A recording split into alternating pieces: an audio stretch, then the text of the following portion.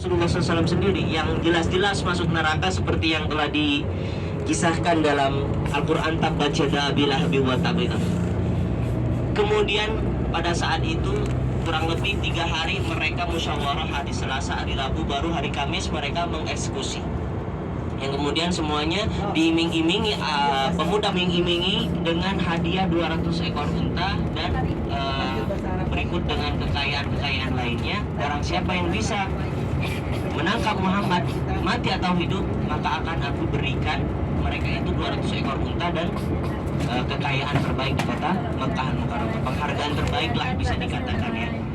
Nah, kenapa terjadi musyawarah seperti itu? Karena Rasulullah SAW desas-desus untuk beliau hijrah itu sudah diketahui oleh orang-orang kafir Quraisy pada waktu itu, termasuk Abu Jahal yang tidak menginginkan dakwah Rasulullah SAW ini menyebar luas karena sudah dianggap Rasulullah ini sebagai teroris, ini ya kayak batu-batu semua ada dan segala macam lah. Kersang banget. Sehingga pada saat itu terbentuklah musyawarah tersebut. Kemudian hari Kamis tepatnya Jibril alaihissalam yang pada saat itu memerintahkan kepada Rasulullah SAW untuk segera keluar dari rumah beliau dan bersinggah di suatu tempat untuk bersembunyi. Yang pada saat itu mereka sudah sampai di rumah Rasulullah SAW dengan 9 pedang beliau. Lalu kemudian Rasulullah SAW ya mengambil debu lalu kemudian membaca salah satu ayat dalam surat Yasin itu gimana? Wa ja'alna min baini aydihim sadda wa min khalfihim sadda fa'ushaynahum fahum la yubsirun. Yang kemudian dalam satu riwayat beliau menaburkan ke belakang, dalam satu riwayat beliau meletakkan pasir tersebut di atas kepala-kepala mereka. Kemudian mereka tidak bisa melihat. Lalu beliau lanjut ke sana bersama Sayyidina Abu Bakar radhiyallahu anhu, yang dimana rencana keberangkatan Rasulullah ke kota Yatsrib atau kota Madinah ini sudah direncanakan bersama Sayyidina Abu Bakar, atau kehidupan beliau akan dibunuh oleh orang-orang kafir Quraisy. Maka pada saat itu, kenapa Sayyidina Abu Bakar semakin bertambah pikiran beliau, kebingungan beliau, karena orang-orang kafir Quraisy, pemuda-pemuda yang bawa pedang itu berhasil ikut naik ke atas gunung, Bapak Ibu.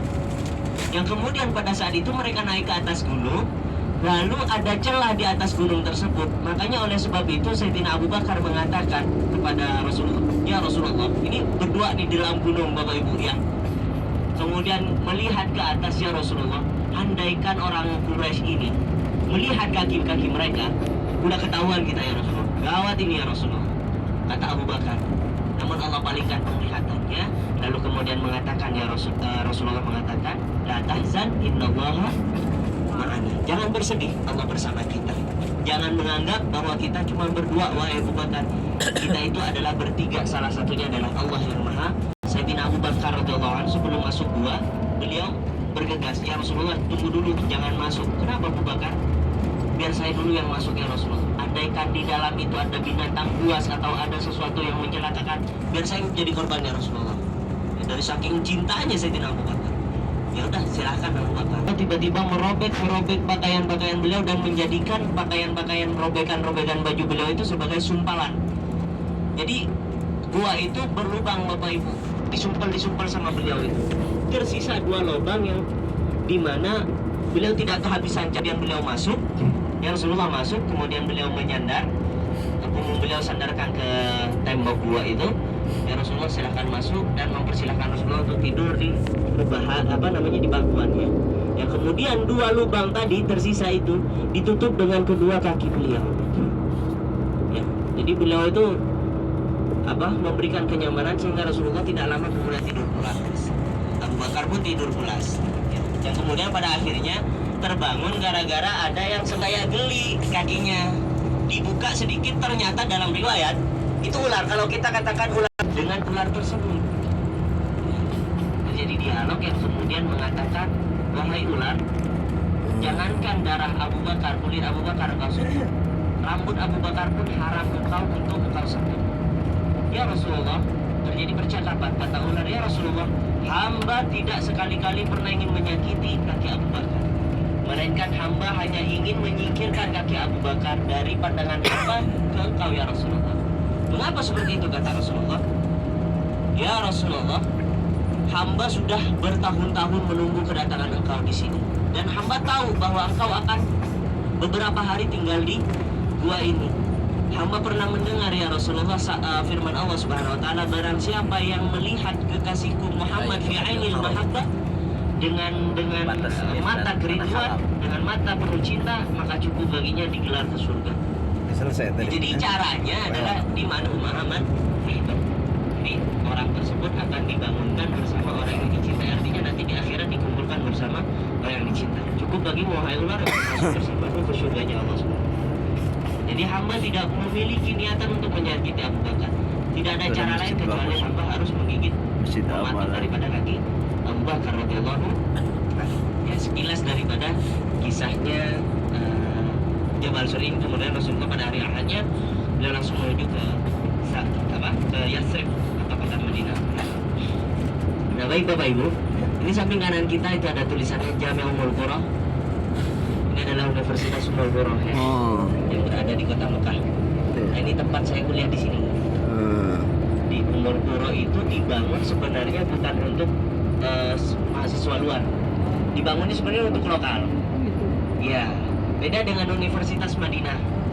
Madinah itu kan ada Ustadz Firanda Dirja, Khalid Basalama, Syafiq Riza Basalama, Ustadz Salafi lainnya. Mereka di Madinah semuanya.